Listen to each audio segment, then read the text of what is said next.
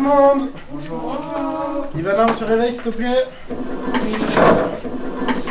Alors, aujourd'hui, on va finir la séquence sur la culture qu'on a commencé il y a 3 semaines. Oh non, on pouvait pas continuer, on adore comment vous nous faites cours. Alors merci, c'est gentil. Mais on a aussi un programme d'histoire et de géo à finir pour votre bac. C'est la fin d'année. Tout de suite rabat-joie. Donc comme je disais, on va finir la séance sur la culture, mais je vais parler un peu plus que d'habitude. Je vais vous raconter des histoires. On peut sortir nos oreillers? Si tu veux, il y a un lit à côté. Qui ne t'entend rien. Voilà. Donc je vais vous raconter l'histoire d'Abigail et de Tom. Abigail vit d'un côté de la rivière et elle est amoureuse de Tom qui vit lui de l'autre côté de la rivière. Et une nuit, la rivière a une crue et la crue détruit tous les ponts et laisse qu'un seul bateau intact. Du coup, Abigail, le matin, elle va voir Simbad, le propriétaire du bateau qui est intact, et lui demande de lui faire traverser la rivière. Simbad accepte, à condition qu'elle se donne à lui en premier. Abigail ne sait pas forcément quoi faire, elle retourne chez sa mère lui demander conseil, et sa mère lui répond qu'elle ne veut pas se mêler des affaires de sa fille. Désespérée, Abigail retourne voir Simbad, cède à ses avances, et traverse la rivière. Elle va voir Tom, lui raconte tout ce qui s'est passé, sauf que quand elle a fini, Tom la repousse, et Abigail, du coup, s'enfuit. Dans sa fuite, elle croise John, le meilleur ami de Tom qui habite pas très loin.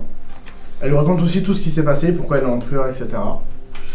Tom la prend par la main, retourne voir John avec elle, le gifle, et il s'en va encore. Il n'y a pas de suite dans cette histoire. Mais avant de passer à la deuxième, 2 petites questions.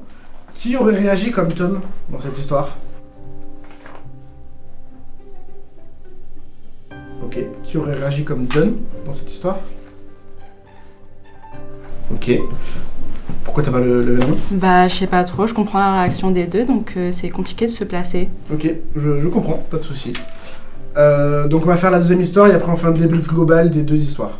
Ok?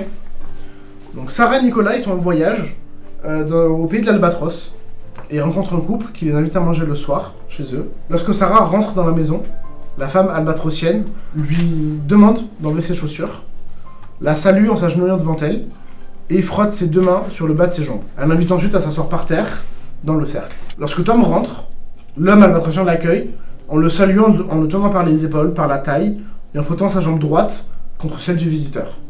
Il invite ensuite le visiteur à s'asseoir sur une chaise. Avant le repas, la femme albatrosienne fait circuler une coupelle d'eau.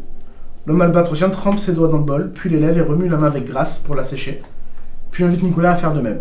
Sarah et la femme albatrosienne ne le font pas. La femme albatrosienne se lève et offre de la nourriture à son mari et à Nicolas. Elle en saisit un petit peu et le met dans la bouche de chacun. Ensuite, elle tend le bol à Sarah pour qu'elle se serve elle-même. Puis elle retourne à sa place. Ensuite, la femme albatrosienne sert à boire, d'abord aux hommes, puis à Sarah. Les hommes ne boivent pas tout seuls, mais Sarah, oui. Non mais pourquoi les hommes se font nourrir et servir à boire et pas les femmes? Mais t'es con ou quoi? C'est parce que les hommes sont des assistés? Mais t'as pas besoin de parler toi. Stop. C'est qu'une histoire, rien n'est vrai, d'accord? Mais monsieur, c'est quoi le rapport entre les 2 histoires? Alors dans la première histoire, nous avons 2 personnages, qui réagissent différemment à ce que vit une 3e personne. Et dans la deuxième histoire, nous avons un couple de 2 personnages qui sont vivent dans un pays qui n'est pas le leur et qui vivent un repas un peu étrange. C'est quoi à votre avis les 2 ressemblances? C'est pas qu'à chaque fois les différentes réactions sont de différences culturelles? Alors ravi de voir que quelqu'un fait le lien avec la thématique du cours. Alors oui, effectivement, ils n'ont pas les mêmes cultures, mais même John et Tom. Bah oui, vous l'avez dit à la première séance, même si nous vivons dans la même société, nous grandissons avec une culture différente à cause de nos parents et de nos choix. Oui, effectivement, j'ai dit ça. Mais en fait, pour John et Tom, la différence, elle n'est pas culturelle. Elle relève plus de la différence de valeur. Un peu comme l'histoire du fou, que je vous ai raconté il y a quelques semaines. Pour John, faire tout ce qu'on peut pour l'être aimé compte plus que l'acte en lui-même. Alors que pour Tom, c'est la fidélité qui compte plus que le sacrifice de soi. Et entre les albatrosiens, Sarah et Nicolas, il y a aussi des différences de valeur. Chez les albatrosiens, la femme est placée au-dessus de l'homme. La terre est sacrée et la fertilité est une bénédiction. Je vous laisse refaire ces histoires-là dans vos têtes, avec ça, en mémoire. Et en comprenant les valeurs et la culture de l'autre, on est plus à même de le comprendre, malgré les différences qu'il peut y avoir. Mais monsieur, si on comprend les valeurs et les cultures, ça reste bizarre. Alors, un petit conseil, pas tout de suite, parce que t'es encore au lycée, mais une fois que tu auras fini le lycée, voyage. Reste plusieurs semaines, plusieurs mois dans un pays que tu connais pas. L'Afrique du Sud, l'Australie, la Nouvelle-Zélande, le Paraguay, etc. Et tu vas vite voir que tout ce qui est bizarre, en fait, ça va devenir ton quotidien. En fait, tout est une question d'habitude. Et du coup, pour finir la séquence, je vais vous faire un petit devoir Sortez une feuille, de quoi noter, et vous allez refaire ce que je fais au tableau.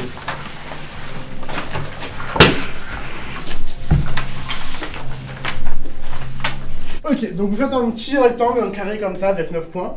Et votre but, ça va être de les relier, ces 9 points, en faisant seulement 4 traits droits, sans lever le stylo de la feuille, et sans jamais repasser sur un trait que vous avez fait. Allez, je vous laisse jusqu'à la fin du cours.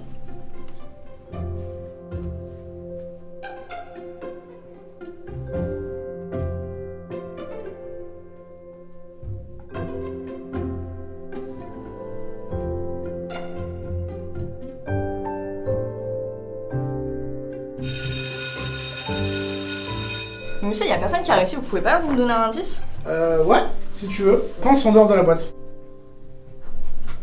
Voilà, je sais que c'est pas beaucoup, mais ça vous servira pour votre devoir maison, du coup, pour la semaine prochaine. Allez, je vous laisse ranger vos affaires, bonne fin de journée. Au revoir. Au revoir.